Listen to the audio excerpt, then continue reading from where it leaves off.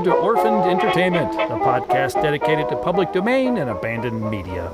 I'm your host, Christopher, and with me is the woman who is second to none. It's Lydia. Oh, you're so sweet. Thank you. Oh, you're so sweet. Oh, my gosh. It's been one of those months, guys. It's been one of those months, but yeah, Hey, looking up. I think we're all feeling that. Oh, man, I'm ready for the heat to be gone, that's for sure.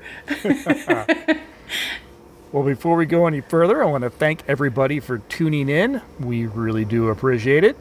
Orphaned Entertainment is available wherever you get your podcasts, and if you have the option, please consider leaving a rating or a review. It really does help more people discover the show. Another great way to spread the word is by sharing the episode you're listening to on whatever social media platforms you might use. We have a YouTube channel where you can watch many of the movies we've discussed on the podcast. Just search for Orphaned Entertainment and you'll find it. If you'd like to reach out to us, we'd love to hear from you. You can send comments, suggestions, or even recorded message to orphanedentertainment@gmail.com. You'll find links to all our social media accounts and ways to support the show financially in the show notes, or just head over to orphanedentertainment.com for everything in one place. So let's listen to an Ellery Queen 1-minute mystery and a promo for another podcast. And when we return, we will visit Hilltop House and learn of the second woman. Ellery Queen's Minute Mysteries.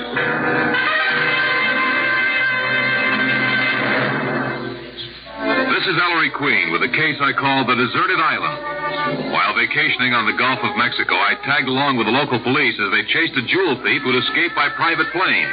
He was spotted on a deserted island just off the coast of Honduras. The police and I went ashore and arrested him. He smiled. "You can't arrest me. This is a deserted island off Honduras. You'd need extradition papers to take me."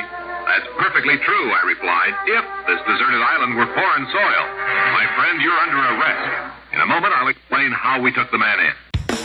Tuning into Sci-Fi TV. Hey everybody, welcome back. I'm Brent Barrett. I'm Kevin Batchelder. I'm Wendy Hembrock. The Viewer's Guide to Genre Television. Welcome everyone to a special supernatural-focused bonus Hello everyone, show. and welcome to the Fae Files. A family of podcasts for the genre-loving television viewer. Welcome to Saturday B Movie Reel. Hi everyone, welcome to the study Welcome group. to the top genre characters of all time countdown. And tonight we're going to be talking about Game of Thrones Season 3. Find us at tuningintoscifitv.com. In the case of the deserted island, the thief didn't realize the island so close to Honduras was an American possession.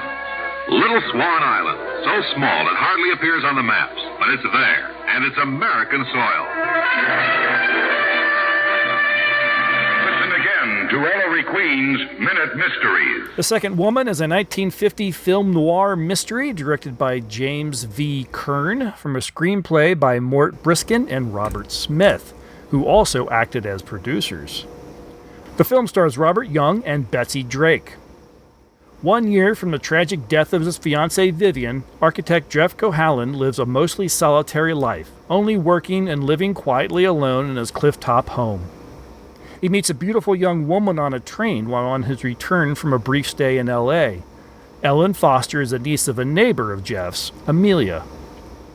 They later meet again on the beach near his home, and the two begin a friendship. While Ellen is visiting his home, something that is apparently a very rare occurrence, Jeff discovers a small sculpture has mysteriously fallen from a table and broken. This is only the beginning and the smallest of tragedies that begin to curse Jeff. Ellen, who has now fallen in love with Jeff, is determined to help him figure out who is doing these things, but he wants no part in it and begs her to just leave it alone and stay away, despite him having feelings for her as well. Other friends and locals who Ellen speaks to, including the womanizing Keith Ferris, a Dr. Hartley, and even Jeff's boss and father of his late fiancé, Ben Shepherd, seem to think Jeff may be doing it to himself, either purposely or subconsciously. Twists and turns sharper than the deadly road that took the life of Vivian lead us to the truth, and that is that nothing is as it seems. Now, Robert Young worked in film, radio, and television. His most well-known roles are likely as James Anderson in the radio and television comedy Father Knows Best, and as the title character in the ABC medical drama Marcus Welby, M.D. Young was born in Chicago, but his family relocated several times before finally settling to Los Angeles. After high school graduation, Young studied and performed at the Pasadena Playhouse while also working odd jobs and doing bit parts in silent films. Within his film career, though sometimes in small roles and background characters, but sometimes in starring or co-starring roles, he'd appear with some of Hollywood's biggest names of the time, including Bela Lugosi, Clark Gable, Katharine Hepburn, Joan Crawford, Shirley Temple, Charlton Heston, Maureen O'Hara, and Hedy Lamarr, just to name a handful. Young reportedly remarked at some point that he thought that many of his starring or co-starring roles were given to him only because actors like Robert Montgomery and other A-list actors turned the parts down. They were too busy, and so he got some. After MGM's contract expired, Young worked for 20th Century Fox, United Artists, and RKO. And while being a popular star, his career began to decline somewhat. As a freelance actor, he lacked the support of a major studio, so his starring roles were often only in lesser-known and/or mediocre films. His last major film appearance was a co-starring role in Paramount's Secret of the Incas in 1954. Young found new success on radio and television, and as the same character. Father Knows Best began as a radio program on NBC Radio in 1949. Young portrayed a Midwestern insurance salesman, Jim Anderson, who helped deal with all the going-ons of his family, wife Margaret and children Betty, Bud, and Kathy. The show ran from 1949 until it left radio and moved to television in 1954. Young said about the program and their move to TV, "I never quite liked it because it had to have laughs, and I wanted a warm relationship show. When we moved to TV, I suggested an entirely new cast and different perspective." Robert Young was the only cast member to move over to the TV show, and while still a comedy, the format did change slightly. Characters became a little less naive or dim-witted, and Young was a thoughtful father who always had the sage advice the children needed in order to overcome whatever the week's problem might be. Father Knows Best became so ingrained in American pop culture as an idyllic presentation of family life that in 1959 the U.S. Department of the Treasury commissioned a special 30-minute episode of the show titled 24 Hours in Tyrant Land. It never aired on television, but instead it was distributed to schools, churches, and civic groups to promote the purchase of savings bonds. Mm-hmm. The show ran until 1960 when Young decided to leave the show. His final regular television series was Marcus Welby, M.D., in which he received an Emmy for Best Leading Actor in a Drama Series. That series ran from 1969 until 1976. Wow. Young would continue to work sporadically, making appearances on talk shows and several television commercials. Apparently he made a bunch of them for Sanka. Yeah. I love Robert Young. I was introduced to him as a person, not personally, from the Shirley Temple movie, The Stowaway, which was has always been a real favorite of mine. And I couldn't even tell you what I like so much about Robert Young. Sometimes he pops up as kind of the bad guy or like the antithesis of the hero, like the love interest. But he is, every time I see him, I think, oh, he can't be the bad guy. Look at that face. Listen to that voice. He's so good. There are a few guys, Richard Green is another one that I think of that acted in this era in Hollywood that just to me are like, just quintessentially like love interest main hero types. And Robert Young he's got like kind of that baby face, but his smile is just adorable. He does seem to like naturally project just a feeling of warmth. Yes, very much. And I am not familiar with Father Knows Best. Of course, I've heard of it, obviously. But now I'm thinking I probably missed out quite a bit. Possibly. I mean, it was obviously pretty popular. It was on radio and then television. I believe, was it the television that jumped from, it was started on CBS and then it was canceled on CBS, and then it went to NBC, and then it picked up again on CBS. So it was popular enough that it jumped network several times and continued on. Yeah, I've never seen an episode. Yeah, it's so funny. And even this movie, when he came on, to the screen, I was like, oh, it's him. And then I thought, oh, he looks kind of old, because all the stuff that not old, but older, all the stuff that I'm used to seeing him in, he's much younger. He was in a Charlie Chan film, The Black Camel. He was the Black Camel. Yeah. With Warner Olin, I think, was the Chan in that correct. One. Yeah. But he would have been so young that it is, no pun intended, Robert Young. But that's kind of closer to the age I'm used to. The Shirley Temple movie is what I always think of when I think of Robert Young. So it's really fun to get to see him again in something. And what a movie to see him in, but we'll talk about that in a minute. Absolutely. Before we do, let's talk a little bit about our other star, Betsy Drake. She was born in Paris to a couple wealthy American expatriates. Her grandfather and his brother opened and owned the famous Drake Hotel in Chicago, which I did look up, and it is still in business, and is still a swanky place. Yes, it is. No longer privately owned. I believe it's part of Hilton or something like that. But yes, still a swanky hotel. Unfortunately, the family lost most of their money in the stock market crash of 1929. Her family returned to the States and settled in Chicago, where she went to several schools, both public and private, before finding some interest in theater at the private National Park Seminary School. Drake moved to New York to find work as an actress, and she supported herself by modeling before finding a job as the understudy in a play, Only the Heart. She came to the attention of film producer Hal Wallace. Wallace produced several major films in his career, including The Adventures of Robin Hood, Casablanca, and True Grit. Her agent pressured her to sign a contract, but she found she hated Hollywood and actually declared herself insane in order to later break the contract and move back to New York. In 1947, she was spotted by Cary Grant while she was performing in London. The two ended up traveling home on the same ship, and the two began a romance. Grant convinced her to sign a picture deal with RKO Pictures, where she'd star alongside Grant in the 1948 romantic comedy Every Girl Should Be Married. In 1949, the two were married and chose to live a quiet life rather than the glitz and glamour of most public Hollywood romances. The couple starred in the radio series Mr. and Mrs. Blandings in 1951 and appeared in the comedy drama Room for One More in 1952.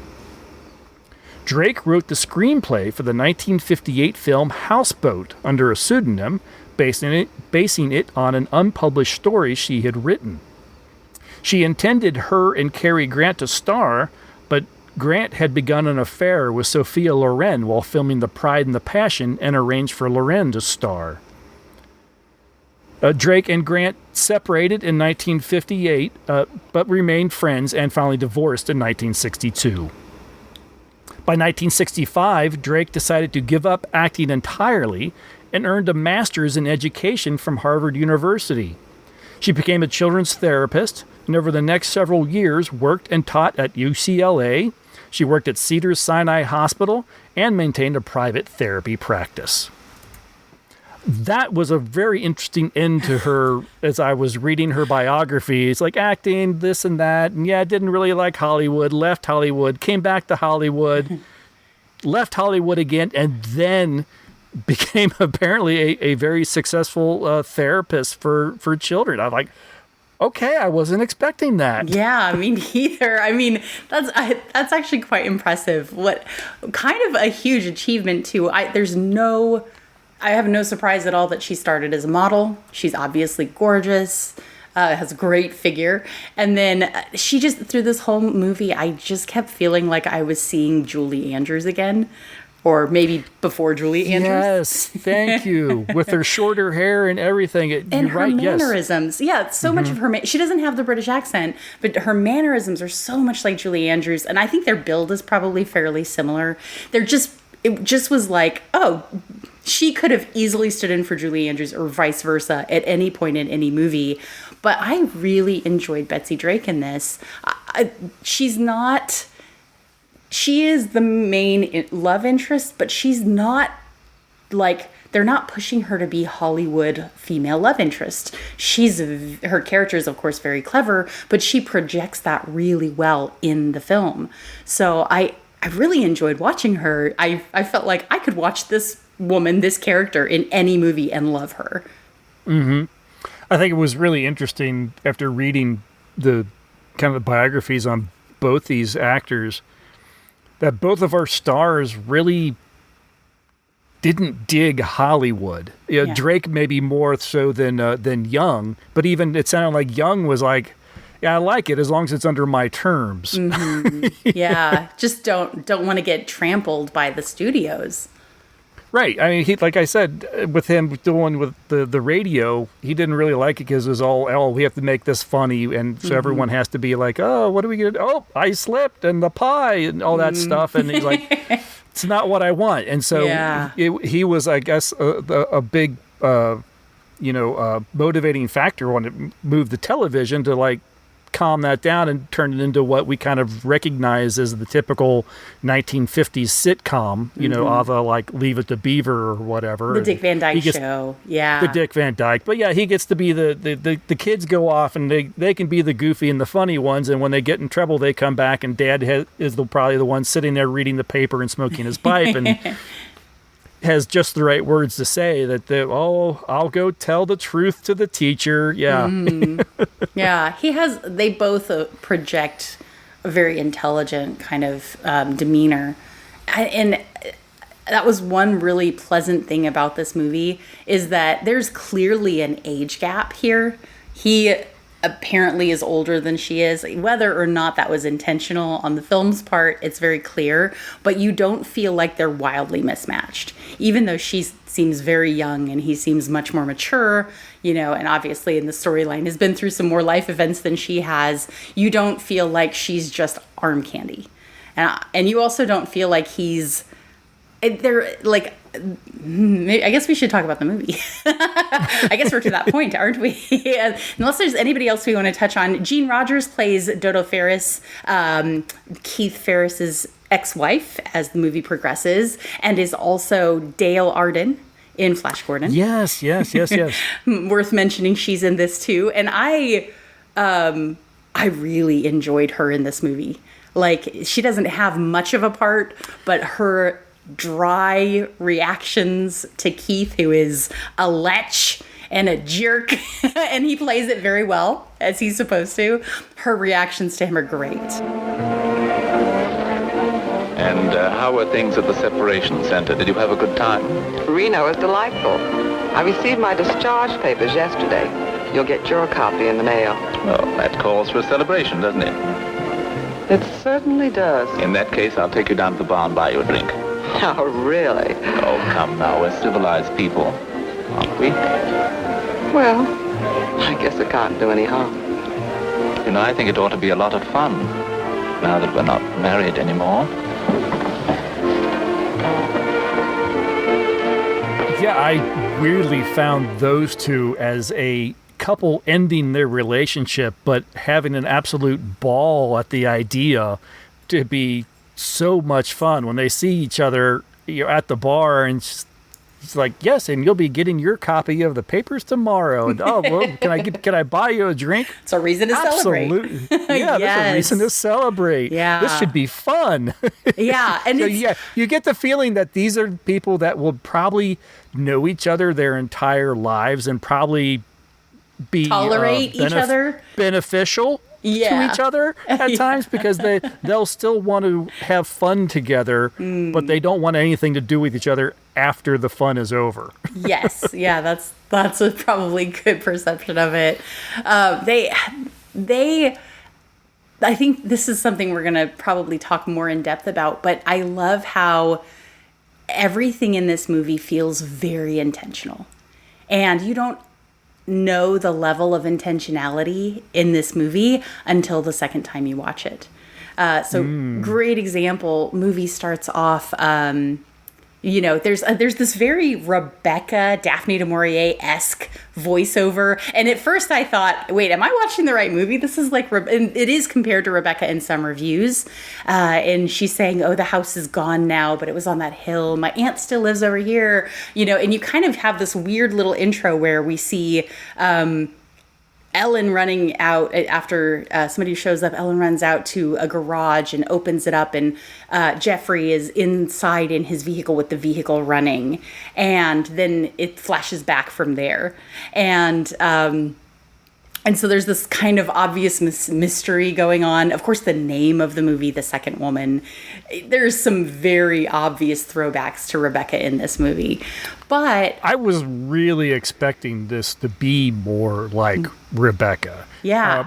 Many of the synopses that you read, which are almost all wrong, by the way, again, have her, I think the one I read, it might have been off of IMDb or somewhere, was, a woman is murdered on her honeymoon. Well, no. What? Not at all. Not even slightly. That's not what's in here. Yeah, no, it all leads you to believe like there's going to be something about the fact that he's now with this other woman. Yes. Is what it drives the plot. And that has absolutely nothing to do with anything that goes on in this film. Which is She's huge. there. Yeah. Huge kudos. And the question, too, is who's the second woman? Is the second woman Vivian? Is the second woman Ellen? Is the second woman somebody else who... I don't want to give any spoilers. So, guys, this is going to be an episode rife with very intentional not giving spoilers. Because I'm going to jump in right now and tell you, if you haven't watched this movie, go watch this movie. You might as well turn this podcast off. If you're not driving, turn this podcast off and go watch this movie. Because I do not want to spoil anything for you. And... I'll just stop right there until we get to ratings. But even the title of it is, I think, intentionally ambiguous. And I love that. But from there, we kind of lead into this introduction of them. They meet on the train. Jeffrey is incredibly charming. There's a little bit with a doctor where the doctor's like, oh, you keep having these depression episodes. Come talk to me sometime. And Jeffrey's like, yeah, sometime. And then we see him go into his office. And this is where, especially on the second viewing, I went, oh. He goes in to talk to his boss, Ben, and Keith is in there as well. And the three of them are standing, Ben behind his desk, and Jeffrey and Keith kind of on opposing corners of the desk. And between the three of them is a portrait of Vivian, who has died a year ago. And when I saw that, the second time I watched it, I went, oh my gosh, there is really good planning in this movie. Everything that's in it feels very intentional, and there's definitely a heavy suspense element going on throughout it. It's very clear that Jeffrey has something troubling going on in his life. It's also very clear that some people are of the opinion that it's all psychological for him. And again, without getting too into it, that's the first clue that I had. And actually, they give you a clue before then. I know I'm monologuing. Deal with it. Give me just a second, guys. Even before then, when he meets Ellen, there's a little kind of hint that more is going on than we know is going on, because he asks, may I? Yes? Oh, sorry.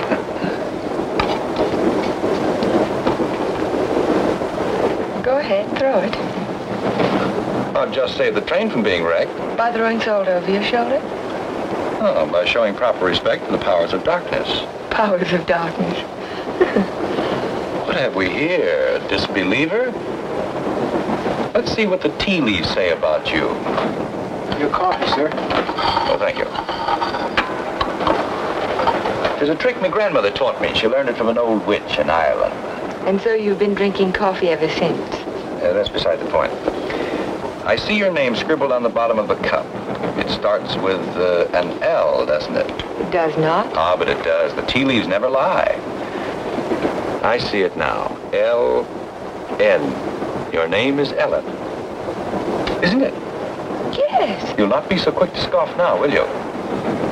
Now let's see where you're from. I see a large body of water. Not so large as an ocean, but the next thing to it. What could that be? Lake Superior. It's the largest lake in America. Then you're from Lake Superior. From Minnesota. Now we'll go into your destination. It's Pine Cliff, of course. You wouldn't be on this train. But where in Pine Cliff?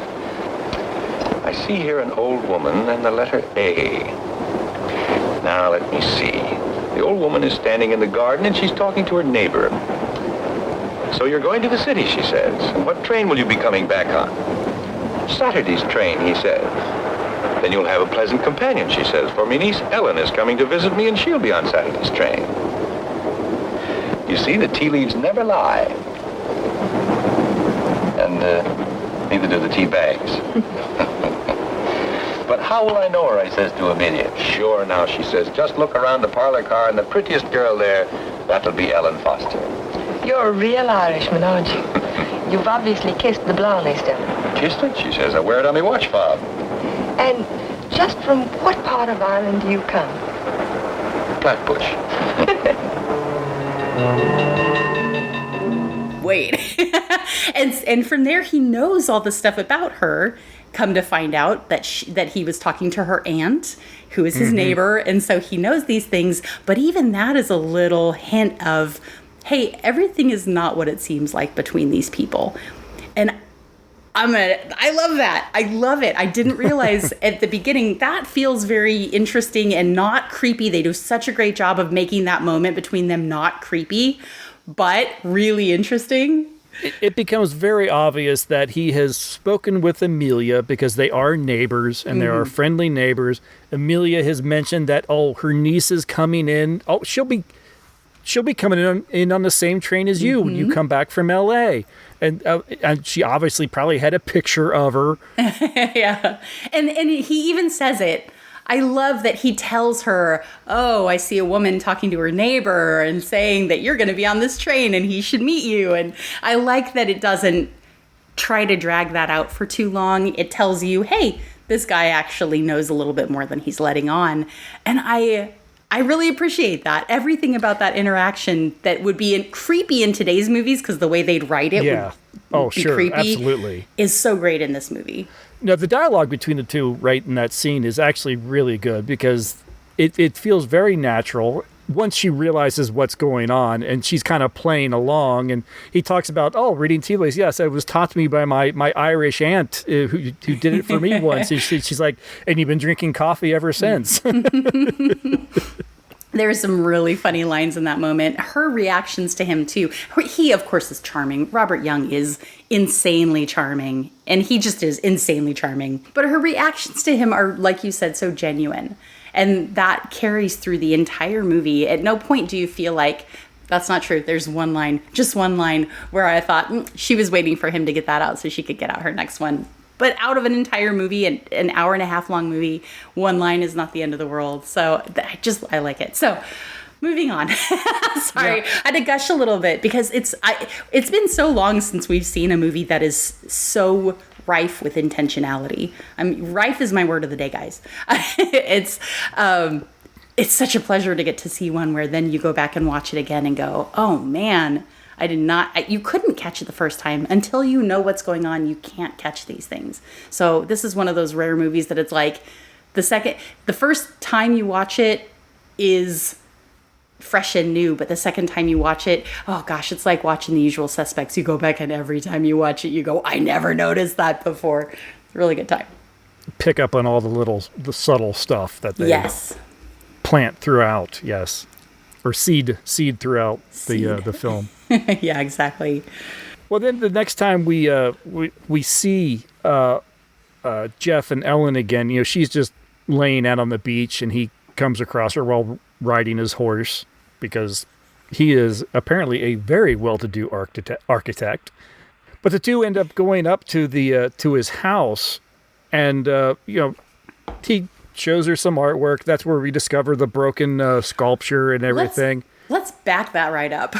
This house is the best house in any movie I have ever seen. I would love to have this home. It is very like Frank Lloyd Wright style. Yeah. Yeah, very Fountainhead, very the Down with Love, like is designed based on this house. It's massive, massive windows. Just the quintessential mid-century wide open spaces, gorgeous house. I'm so sad it's a soundstage. Yeah, no, I love the fact when they walk up to the house, it's obvious that like literally the entire wall is like a sliding door. Yeah. He smooths the entire wall out of the way, so his living room is now open to the outside. That's amazing. Yeah, these days, this is a $20, $30, $40 million house, right? In those days, it was probably maybe like close to $1 million. It's amazing. Of course, again, it's a soundstage, but man, what a setting for this whole drama to happen in. Yeah. Ooh. Oh, excuse me. I'm swooning a little bit. Robert Young in that house. Hello. Those are my dreams. Thank you. And the guy has a horse, and the guy has a lovely dog, and it's right off the ocean. This is everybody's absolute fantasy, and there's so many levels of Rebecca-ness to it that it's the only thing it's lacking is the incredibly creepy housekeeper. Yeah, we didn't have one of those. No. But we do get a little bit of a mystery about it, because when Ellen returns home to Amelia, and she mentions something about being in the home, and I just ran into Mr. Cohallen on the beach, and I stopped by his house for a glass of sherry. You were inside Hilltop? Why, yes. You don't disapprove, do you? After all, I'm a little old to need a chaperone. But no one's ever been inside Hilltop before. No one? Except Jeff. It's funny. He built it for his bride. Then there's a Mrs. Cohallen? No, Vivian was killed the night before the wedding. How awful. Aunt Amelia? Yes, dear. What was she like? Vivian? She was the most beautiful girl you ever laid your eyes on. She was Ben Shepherd's daughter. Ben Shepherd? Ben owns most of Pine Cliff. That's why it was such a perfect match. Jeff was a protege of his, more like a son. And when he fell in love with Vivian, Ben was delighted. Of course, he adored Vivian, especially after her mother. And I shouldn't talk about her mother. It was such a scandal. Poor Ben. Aunt Amelia, you said that Vivian Shepherd was killed. Was it? It was an accident. Jeff told Ben it was bad luck to have a party before the wedding, but Ben insisted. There were so many people there. Jeff and Vivian stole away in her car, and 5 minutes later she was dead in a collision on 12-Mile Drive. You never can tell what private tragedies people have had, can you? I mean, when you first meet them. He seemed so light-hearted on the train. He can be that way sometimes, and the next minute he's strange, like never inviting people into his home and never mentioning Vivian's name. I can tell you one thing, we've been pretty worried about Jeff, but the way he's been acting. Well, how would you expect him to act after a shock like that? Seeing the woman he loved killed right in front of his eyes? It's a wonder he didn't go out of his mind. Don't get so excited, dear. I'm sorry. And don't get too interested in Jeff Cohallen. There are other attractive men in Pine Cliff. Oh, men who aren't... Men who aren't what, Aunt Amelia? Well, after all, he has had a tragedy in his life, and it's only a year ago. You were inside? Nobody's ever been inside. Never. No one goes to Hilltop. Yeah. It's like she says, she basically saying nobody's ever seen the inside of it, which we learn, of course, that he built the house for his fiancée, Vivian, who died in a car crash, or died in a car accident, I should say. An accident implies nobody's at fault. No, sorry, a traffic collision. But yeah, so that's, that now there's a lost love, and I love the reaction to this. Oh, Betsy Ellen says, oh, so there is a Mrs. Cohallen, and Amelia says, oh no, the night before the wedding she died. So mystery upon mystery. Again, Ellen didn't know anything about that until that moment, and she does have that, whoa, what? Mm-hmm. Yes. Look about her. And then, as we were saying, as I said in the beginning, this was the most minor of the tragedies that befall poor Jeff. both private and in work. The broken statue, not the dead fiance. Yes. Just clarifying. And for those of you listening and wondering, the dead fiance is the most minor tragedy that happened. No, it's the broken statue, which he said was his good luck charm. No, that's okay. Right, yes. Because even at work, there was someone was looking for the designs, and he's like, "Oh, I signed off on those Friday before I left." Well, they're not here. Well, let me go help you find them. And he goes off, and Ben and I think was it probably Keith he was talking to? Yeah. Yeah, I was like, yeah, he's getting so absent-minded. He works too hard.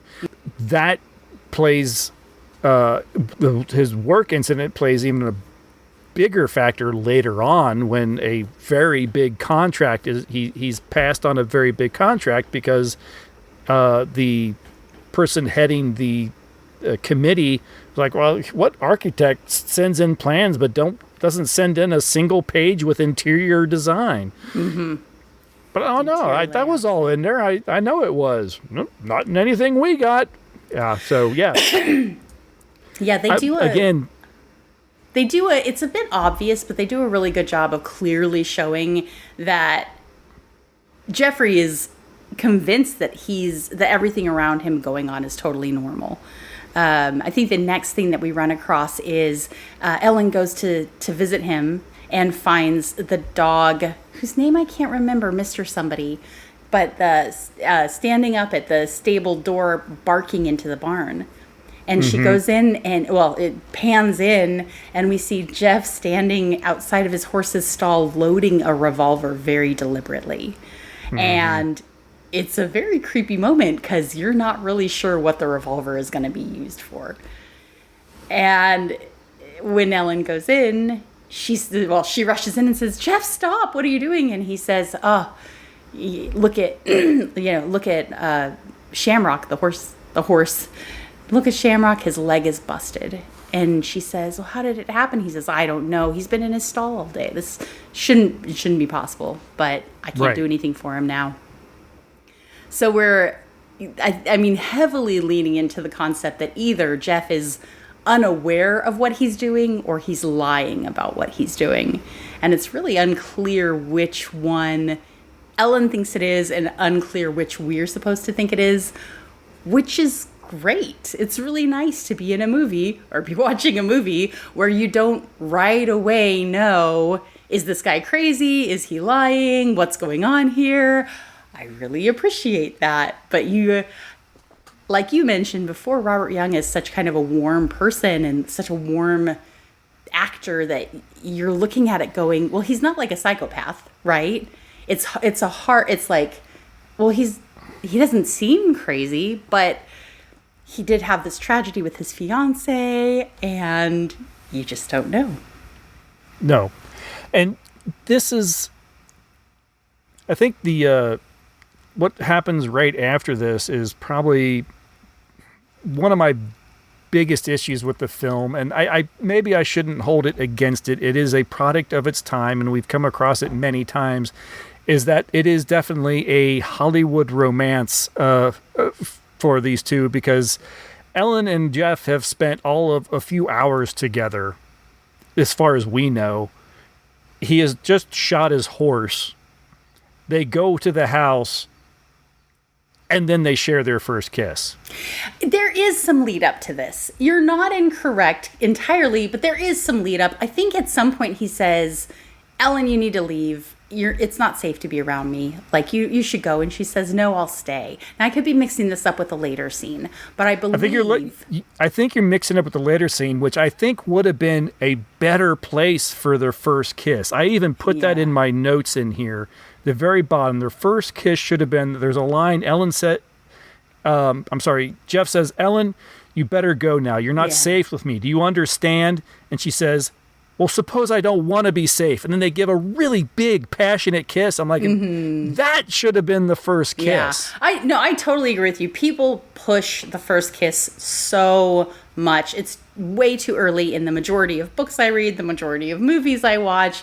And the thing that they're missing is that you need to basically get to the point where you're thinking, if these people don't kiss in the next 5 minutes, I'm turning this stupid movie off, right? It shouldn't be pushed so much right in your face, like, hey, these people are falling in love, so quick, make them kiss. They're not going to die if they don't kiss right when they fall in love. It's okay. So, no, you're totally, I think I even maybe missed this kiss the first time I watched it. And I thought they hugged, but didn't realize they kissed. So, yeah, if this had just been a hug, I'm fine with it. Totally solid. But yeah, I mean, when you've got, I'm going to say it, when you got blood splatter from just shooting your horse all over your face, probably not the best time to kiss a girl. Of course, that's not what's in the movie, but yeah.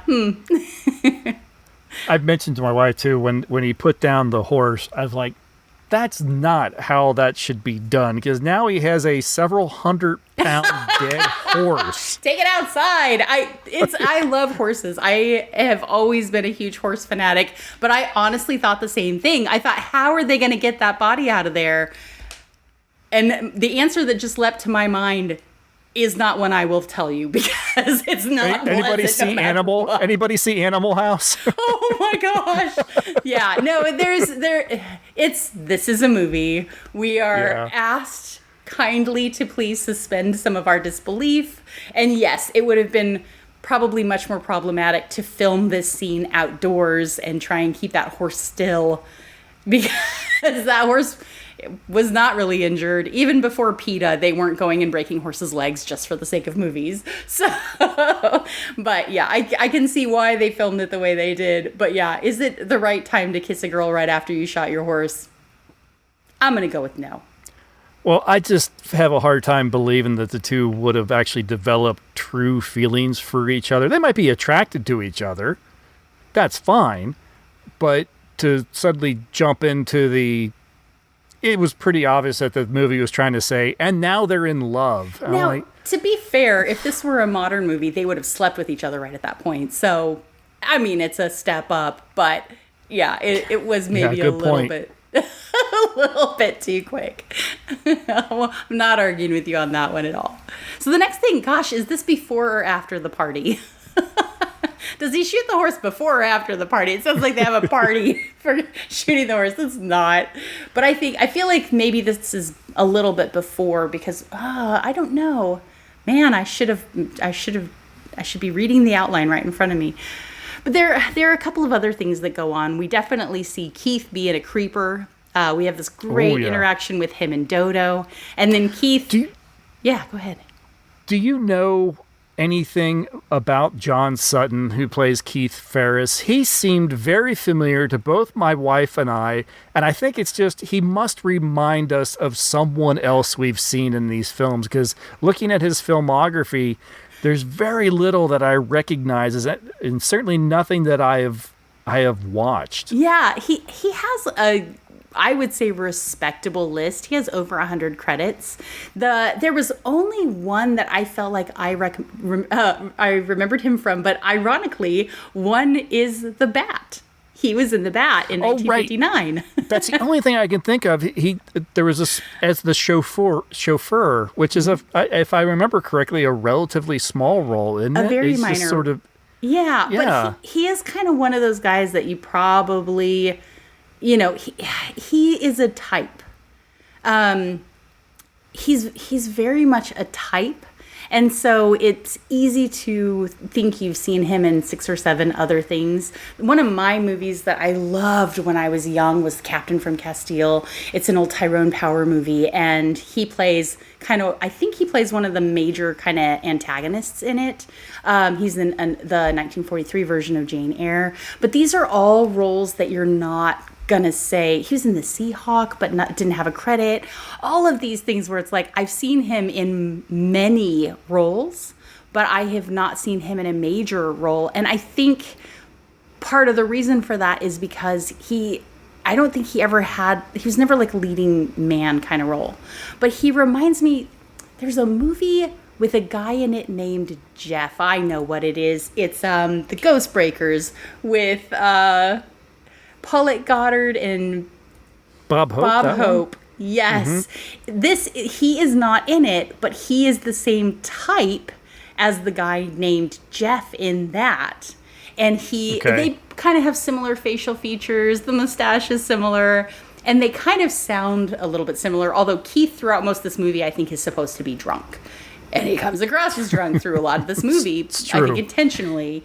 So, no, I think it's that he is a type, and we see this type of character enough that he feels very familiar to us, which is good, right? We want those tropes in movies where it's like, when you see the guy, you go, that guy's sketchy, right? Yep. Got his number, yeah. Yeah, but he's been in some things that we've seen, definitely one thing we've reviewed, but I don't think that it's because of him. I think it's because of his type, the character. Okay, fair enough. Yeah, I was looking through his filmography, and I saw a whole bunch of Bulldog Drummond films. Yeah. Like, I've seen a few of those. Was he? No. He's just in... He's some other character. He's a different character in every film. He's the side guy holding the gun on the main character. And that's who he always is. And so, he's unfortunately not somebody that we've seen a lot of. But he is, in this movie, extremely sketchy. He is pushy with Ellen, tries to get her to dance with him more than she wants to. He is pushy with Dodo, who is divorcing him. He is pushy with Jeff, who is not having any of it. And I think the thing, of course, the key moment is when he forces a kiss on Ellen out on the patio at this party, and Jeff interrupts them, and thank goodness, good job, Jeff. But Keith, get in AA. Yeah. But again, he is this super sketchy, creepy character, but I feel like by the end of the movie you go, but there's kind of a reason for that. Not that he was absolutely a great moral upstanding guy to begin with, for sure. But it's like, well, yeah, if I were you, I might be drunk a lot of the time, too. Oh, that's a good point. Was he always that way, and he's just continues to be that way? He was always a skeezy creep, but maybe not always a drunk skeezy creep. Oh, yeah, okay, fair enough, yeah. Yeah, or, maybe just a victim of circumstance who then gave up. Mm-hmm.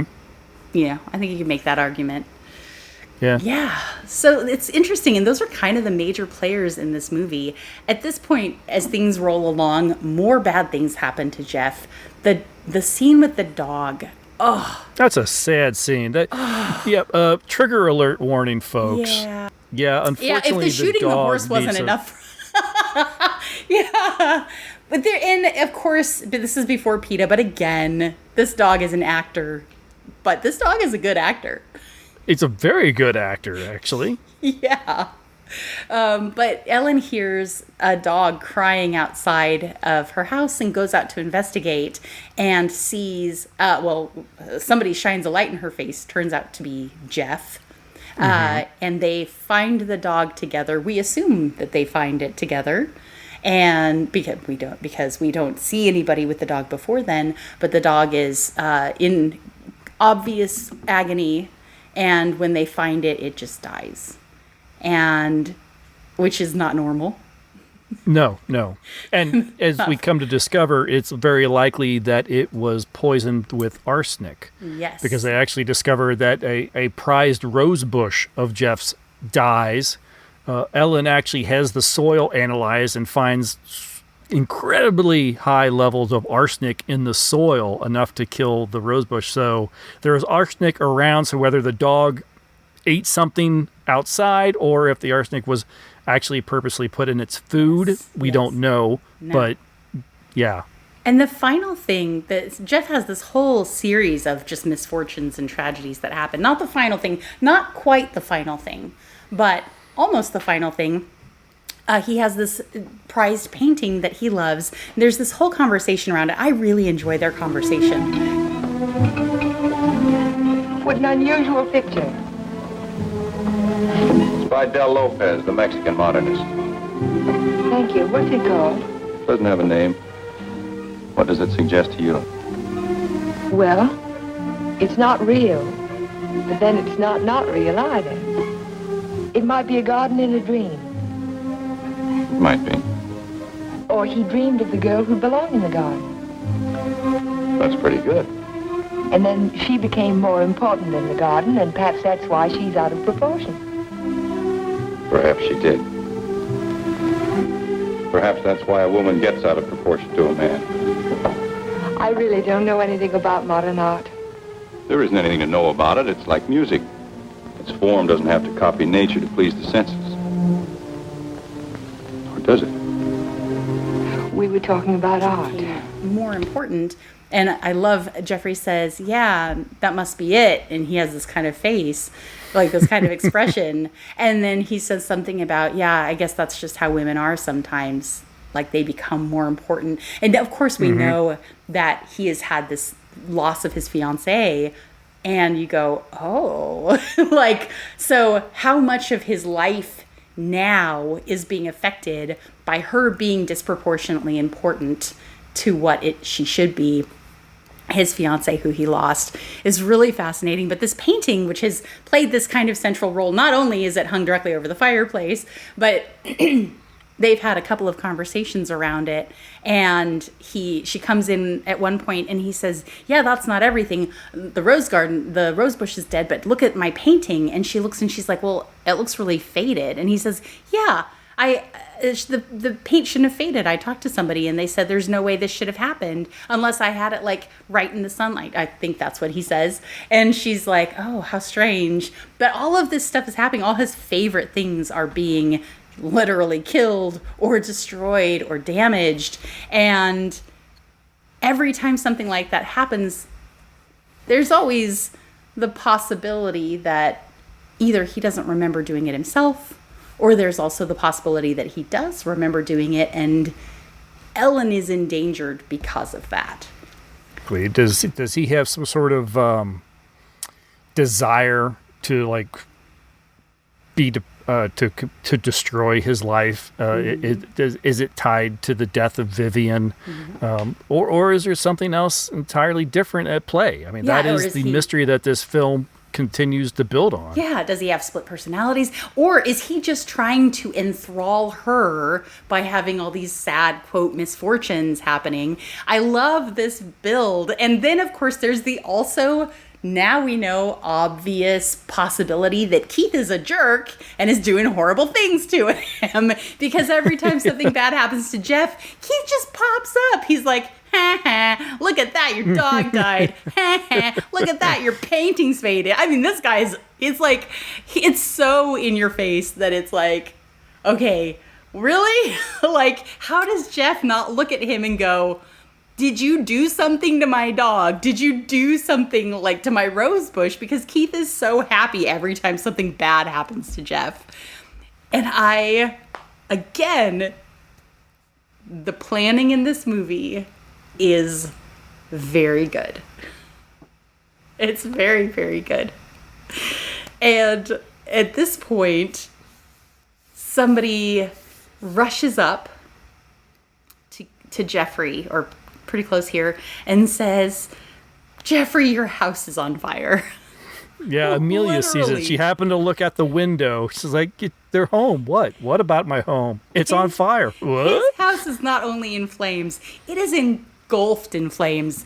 And I'm sorry, but the fire chief is way the hell too chipper. Sorry, Jeff, we came to fight the fire, but it was just too late. Bro, this is everything he owns in the world, we assume. Maybe don't be quite so happy about not being able to save it. That is the one character in this where I thought, man, that guy has way too much Prozac in his diet. He is way too happy about this. And then, of course, that Jeff guy had one line, and he was really happy about it. And then, of course, Keith pops up, and he's like, hey, saw the blaze from a couple miles away. Looks pretty good, doesn't it? And you're like, not Jeff. You're like, Keith, what the hell is wrong with you, bro? Like, really? Oh, my gosh.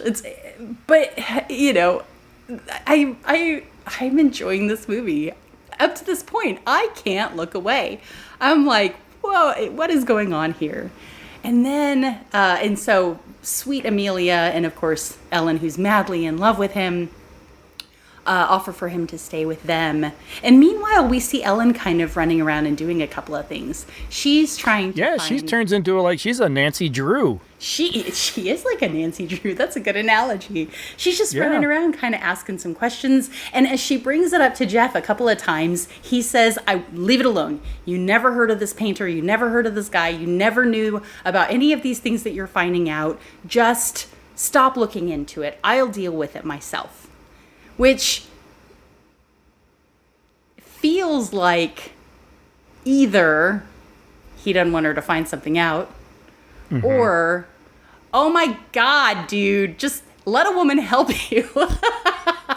Well, and he wasn't doing anything about it. I think that's probably why Ellen continued to dig, is because you're not doing anything. Exactly. You want me to leave it alone. You say you want to handle it yourself, but you're not. You're not doing anything about this. Exactly.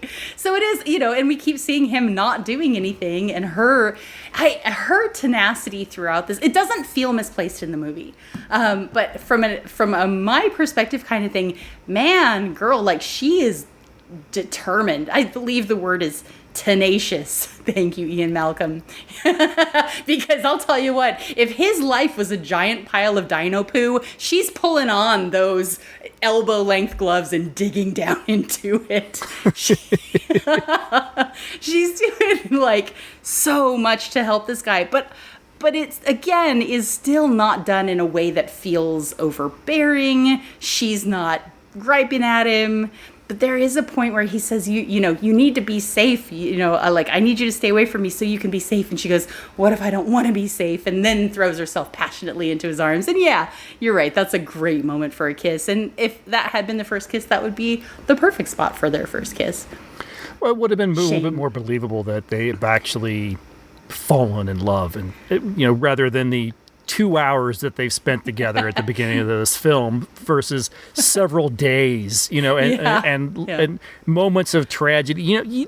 Give it some reason. They do say trauma binds people together, but I'm with you on this. Also, I did hear a statistic the other day that the average age of marriage in the 1950s was 25. Don't ask me where I got that from. I won't admit to it, but I believe it's correct.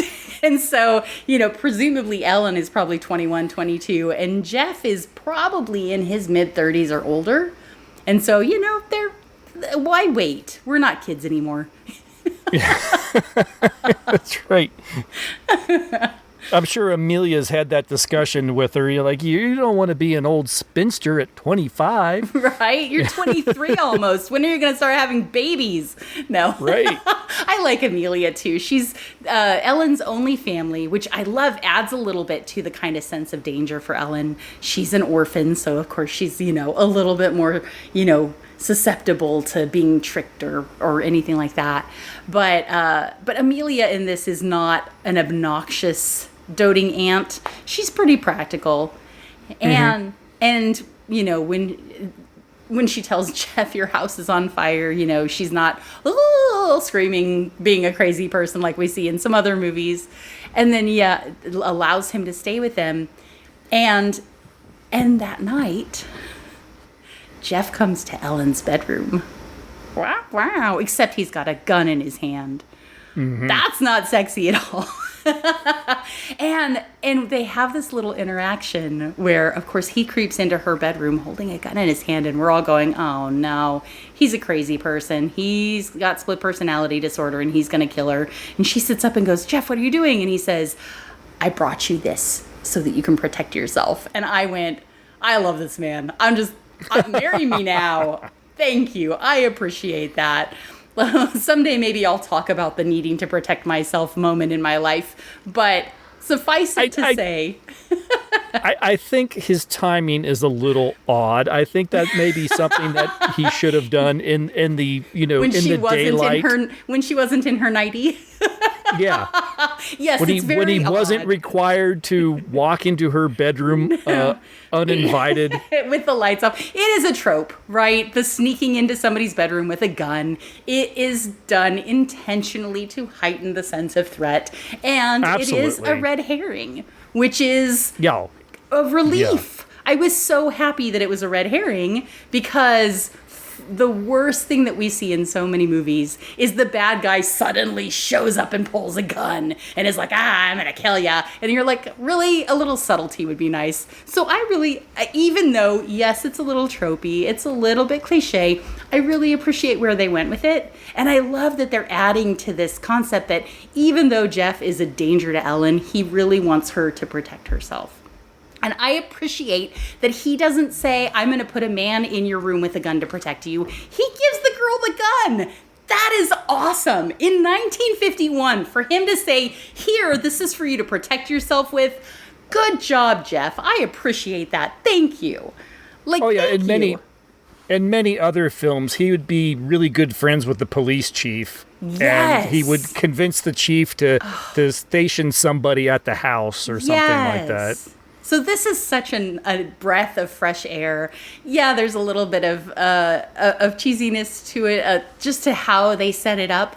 But ultimately, the end result is great. And he tells her, whatever happens tomorrow, you're supposed to go with the colonel to church, which I love that little touch. Not a thing we hear very much anymore. The colonel's coming to drive us to church in the morning. But he says, I know you're supposed to go with him, but don't leave until you've talked to me first. And now we come full circle back to the beginning of the movie. Remember the beginning of the movie where we found Jeff in his car in the garage with the car running? And I think we're back. We've looped. Now we're at a point where we're not going to tell you the rest of this movie. No, I was going to say that's a really great spot to stop talking about the plot of the film and talk about maybe our general thoughts and everything without spoiling this one. Absolutely. And I'm going to say it again. If you haven't watched this movie yet, go watch this movie. Because it starts off with a beautiful Du Maurier reference and feels like you're starting Rebecca, and very quickly deviates from that storyline. But they do a good job making you think about that storyline and setting the expectation for something kind of strange is going on here. And I really appreciate that. All right, that's awesome. I think you have appreciated this film a bit more than I have. I did like the fact that it was I liked the mystery. I liked that it was, told in a way. It was definitely less kind of corny and definitely a much more well put together film than many of the films we've seen in recent months, I think. Yes. But I felt like I would have liked had they, and this happens with almost all the mystery films, and I feel like I'm sitting in Murder by Death again, where the film gives the audience none of the clues to really figure out. It gives us plenty of possibilities. I feel like it does nothing but give us the red herrings, but not any real clues as to, who the true culprit is. And when the culprit is revealed, you kind of go like, well, that makes sense. There's very little of the story and very little in the film that points to him. And maybe that in itself is like the clue, because nothing in this film, none of the other red herrings come close to touching the actual culprit. I think at this point we have to, if you haven't watched this movie yet, you have to have watched it. If you're this far in our podcast, you haven't watched this movie yet. We warned you twice. So we're going to do our best not to spoil it for you, but it's already a little bit out of the bag. So, I agree with you. I think there are some things that on second viewing are little like, oh, okay, that I can see that being a little bit of a hint. Gosh, I had a moment where I kind of wanted Dodo to be the culprit. Oh, interesting. I did. I was like, only because she was only in the film for 5 minutes. You figure she should come back at the end and. But if you think about it, she would have. Well, she might not have a really good reason to do what happens. I fully kind of expected that the obvious answer was going to be the answer. So I was a little bit happy with how things changed up, but you aren't wrong. There is not the movie, the William Powell ones that we watched, where he was the detective, not the Thin Man, which is perfect and wonderful. And the gorgeous, Green and Murder Case. The Green Murder Case. Thank you. It did the same thing that this one did, where it's like you can go back and rewatch it and go, oh, that's a nod to the solution. That's a nod to the solution. That person's facial expression, now that I know the solution, that makes a lot of sense. But in watching it the first time, there's an episode of Poirot, which, guys, if you haven't watched Poirot with David Suchet, watch Poirot with David Suchet. It's amazing. But anyway, where Captain Hastings takes him, they go to a play together, and like halfway through, at the intermission, he's like, oh, it was the maid. And Hastings is like, what? How? No. And he's like, yeah, because the whole time they're trying to make me believe that it's the butler, but it couldn't have been the butler because of this and this and this. So obviously it's the maid. And it's a little bit of that kind of situation. They're working so hard to get you to believe that it's Keith that it can't be Keith. So when everything happens and falls out at the end, you are correct. There probably aren't quite enough real clues, but I also kind of am not mad about that, because I almost never get tricked by movies. Almost never. This is, by the way, if you guys have not studied film, studying film will ruin film for you forever, because you will learn to look for all of the ways that the cinematographer, the director are trying to trick you. And so it's really, really hard, and especially in older films like this, because we know all these tropes, we know what all the hints look like. It's very rare to get surprised by this. Now, am I 100% pleased with how I was surprised by it? Actually, I'm not mad, because the explanation is more complicated than it looks at first blush. Yeah, I like the fact that they put a little bit of a twist to that twist. They do. And so, yeah, did they really help you understand the motive behind all of this horrible stuff happening to Jeff? No, not. You're right that the motive is completely obscured. But then when you get that additional little twist, that makes it so much better for me. So I'm not mad. I'm bothered a little bit by the fact that the film is called The Second Woman, which leads you to believe that Ellen is somehow important to what's going on. That she's some sort of a driving factor in this. But things start happening to Jeff prior to him meeting Ellen. And again, I have to tiptoe around because I don't want to give things away, but you go in expecting her to be, as I said, a driving force to all this, to play into it and be important to it, and she's not. She's just another character in it all. From the very beginning, we are tricked by the Rebecca reference. Yeah, from the very beginning. We're tricked by the title of the film. Well, but beyond that, they could have called it The Second Woman, and we might have been waiting for another woman to show up. I had a moment where I was like, oh, Vivian's not dead, is she? No, she's dead. But I am convinced, and I think this is one of the reasons that I'm not mad about this movie, and it's kind of twisted good for me. Vivian is the second woman from the beginning of the film, and we don't know it until the end of the film. And when you think I'm going to give you a second to think about that. No, I understand. Okay. Yeah. And everything that happens is because she is the second woman. And if she weren't the second woman, none of these things would have happened. Okay. And so now, yes, I am inferring things. I am looking at it, knowing the solution and going, and working through that whole process of, oh, this makes sense and this makes sense. And gosh, after that happened, this person's behavior makes much more sense. And knowing what we know by the end of the movie, Jeff's refusal to take any steps makes perfect sense. During the movie, you're like, why is he not doing anything? And it's because he thinks that what is going on because of something he has already dealt with, quote unquote, without giving any spoilers away. He thinks he dealt with it a long time ago. And so if you think of it that way, they do not lay this out for you. Some of this is inference just on my part. But if this were a novel and I were writing this particular novel, all of these things would be worked in, threaded throughout the whole book.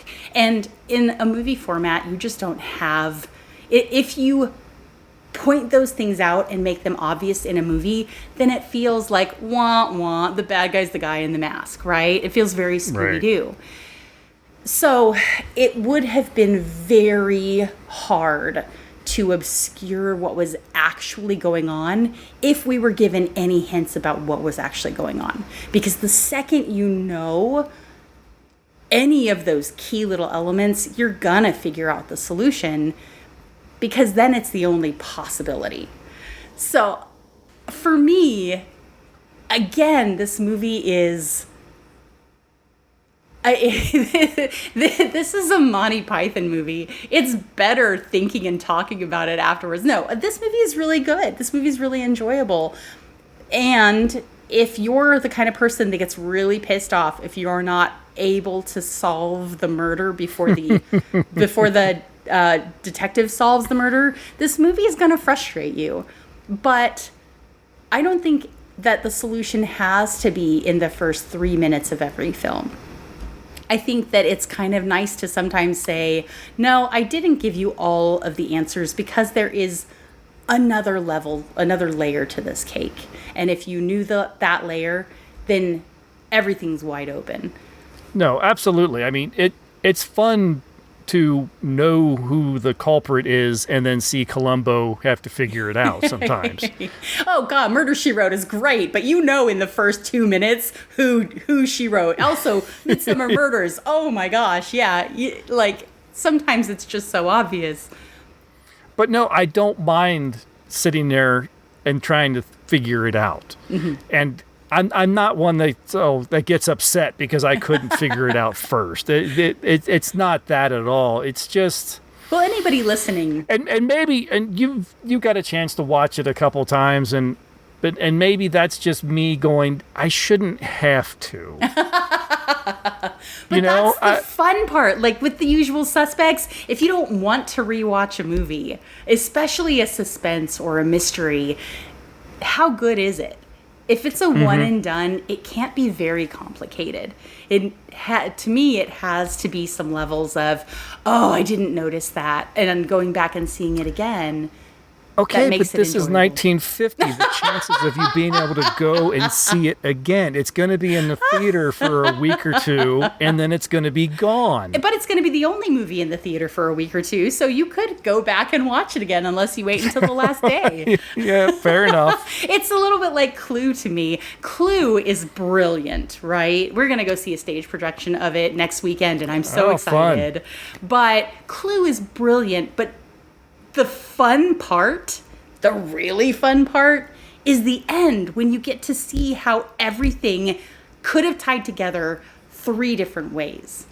And that, like, the story itself is a lot of fun, but when you get to that card that says, that's how it could have happened, or you go, oh, now I've got chills. Wait, it could have happened differently? I love that. And they have to, by definition, leave key elements out of the story for there to be a possibility for a different ending. And so, sorry, I'm like, I didn't think about any of this before we talked about it because I had no idea you were going to say what you said. But the more I talk about it, the more fun it is to me to have to go back and see what are all the things that I missed or the connections that I didn't make because I didn't know the ending yet. I find that so satisfying. All right, no, it's fair enough. It's just... It's okay. You don't have to love it. Did the culprit truly have the time and the ability to do the things that needed to be done in order to, some of it, obviously, he's the only one that could have. Yeah. Other things, okay, you say so. Yeah, so definitely the movie starts with Jeff being away on a trip. So there are certain things that definitely could have been done. There are definitely other things. I think where we're going to just have to accept that probably parts of this movie are not real time. And this is probably something where we could give a little bit of grace to Jeff and Ellen's, to their relationship. Because if we assume that they haven't just known each other for 2 hours, maybe they've been hanging out. It would have been nice to see a little bit of maybe, I almost said collage. Montage. Thank you. There are a little bit of a montage of them hanging out, doing other things in between here. I think that you could have included 30 seconds of that and made their romance more believable. But or even just a line of dialogue or something between Amelia and Ellen. The last few weeks have been great. Yes. Yeah, exactly. He was like, "Oh, were you out with Jeff again?" Yes. Yeah, something. I totally agree with that. But I think that, but if we assume that happened, of course, it's not stated in the movie. I think if you assume that happened, then there's opportunity as well as motive. And it probably holds up the story a lot better. So yeah, there is that little fault where I think they could have expanded the timeline to make things a little bit more coherent. All right, well, fair enough. I have to stick with my reservations on the film and everything. No, I don't think it's a bad film. I enjoyed watching it and everything. it didn't grab me as well as it did you. I'd still come in at like a 3, and I think that's as far as I can go with this. Yes, it is a film that possibly if I watched more often and actually start picking up a little bit here and there, maybe I'd appreciate it a little bit more. I might appreciate the actual filmmaking aspect of it. I don't know if I'd appreciate the story or the actual conclusion that much better. So yeah, fair enough. That's one of the things we talk about sometimes that's fun about doing this is you and I have different tastes in film. And if we always agreed on every movie, that would make this show very boring. Yes. So it's nice to come across one now and again where I'm like, well, Christopher, hate to break it to you, but on this one, you're completely wrong because Robert Young is an angel. I am going to put a portrait of him up over my bed. My husband's going to be really grateful for that. And nightly, I'm going to say goodnight and kiss it. So he's going right next to David Niven and right next to Danny Kaye. I'm going to have just a whole lineup of them. Shah Rukh Khan, guys, I'm going to have a list. But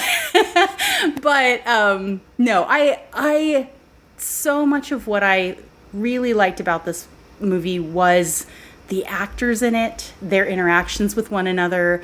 I thought the dialogue, almost without exception, was really, really nice.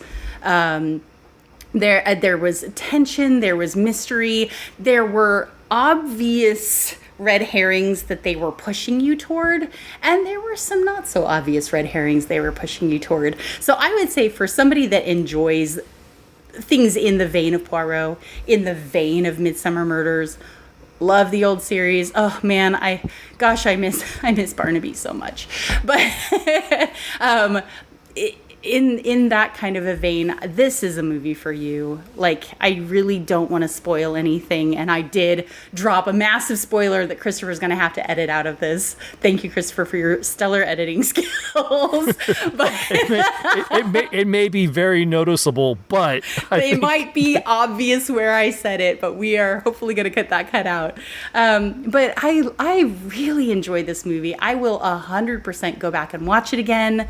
There's Christopher pointed out like a bunch of shortcomings that I hope don't ruin it for me. Because this is my first introduction to Betsy Drake. I don't think I've ever seen her in anything before, and she's delightful. I will go looking for more movies with her in them. I am definitely going to look for more with Gene Rogers. I love how snarky she is in this. So yeah, this movie for me is one of the reasons that we look for films that are out of copyright.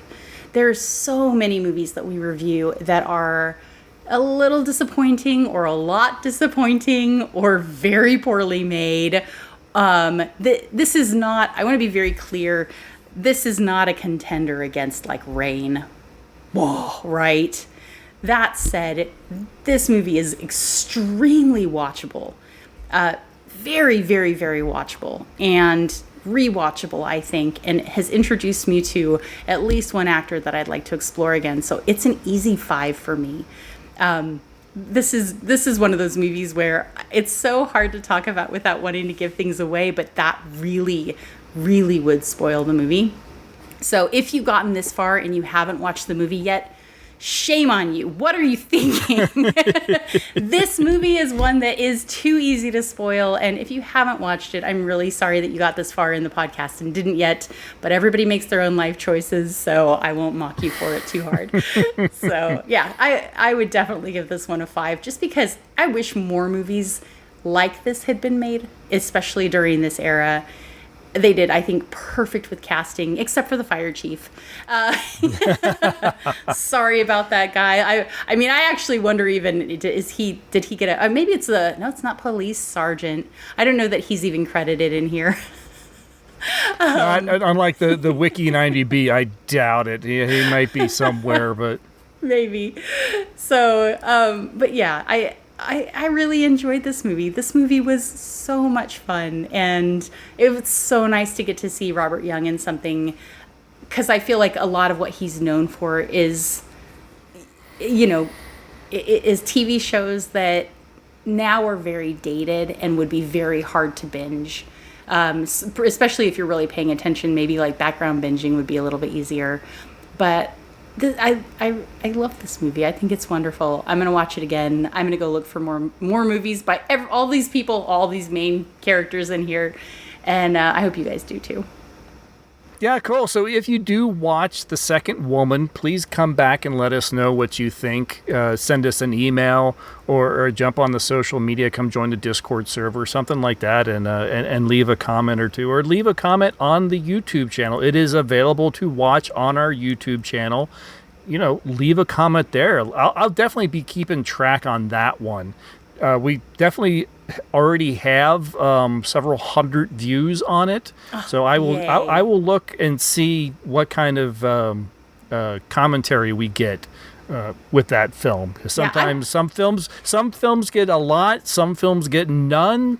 I'm curious to see if anybody has much to say about it. Yeah, I'm going to jump in here just real quick and say we are not sponsored. What I'm about to say is 100% not sponsored, but I have started watching stuff on Brave Browser, and it cuts out all of the commercials. So if you were watching a feature-length film like this movie, you can watch it with no commercials. Again, this is not sponsored, but hey, Brave Browser, if you guys want to sponsor us, I use you guys. I would love that. But for you guys that are watching these films, these are really long format, and the worst thing is just getting interrupted constantly. So we aren't sponsored by anybody, but for your viewing pleasure, if you find a browser that doesn't play ads, highly recommended. That's totally against what I should be saying. I should be saying watch more ads, support us financially, but we would way rather you guys do that by supporting us directly than by doing it through sitting through ads. So that absolutely. Note aside, that's made all of my movie viewing so much more fun.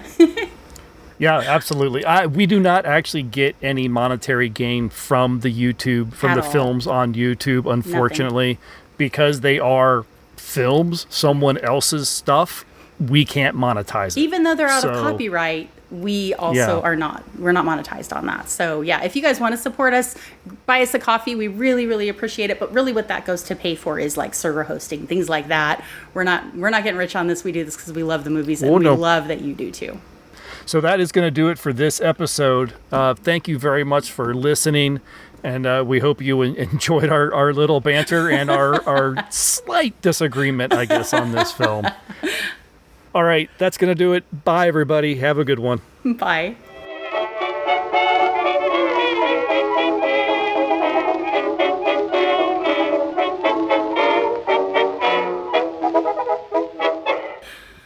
Sorry. And it...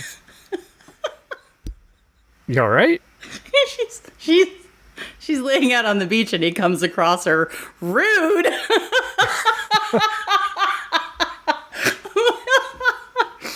You're either gonna have to cut that or you're gonna have to put it in as like an outtake afterwards. But the squeak was genuinely, I was like, I know Christopher doesn't know what he just said, but oh my Lord. Okay, whew, sorry. It got hot in here real fast. Whew. Okay, I think I'm good.